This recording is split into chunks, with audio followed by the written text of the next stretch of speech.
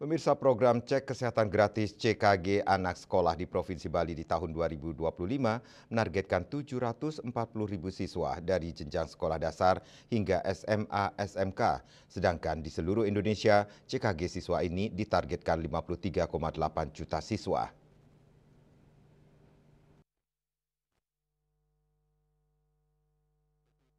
Kepala Dinas Kesehatan Provinsi Bali, Dr. Inyoman Gede Anom mengatakan cek kesehatan gratis ditunjukkan untuk anak usia sekolah umur 7 hingga 17 tahun. Program ini bertujuan untuk mendeteksi dini masalah kesehatan pada siswa, membangun kebiasaan hidup sehat, dan mengoptimalkan fungsi usaha kesehatan sekolah.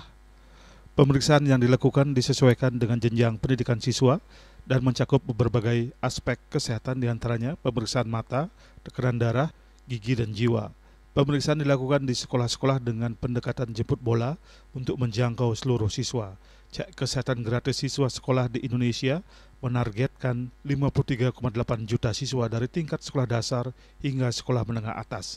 Sedangkan di Provinsi Bali menargetkan 740.000 siswa.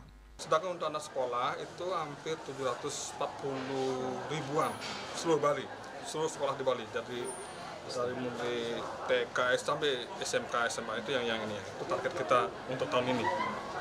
Melalui program CGK ini, siswa mendapatkan screening kesehatan sejak dini sehingga dapat belajar dan berkembang secara optimal.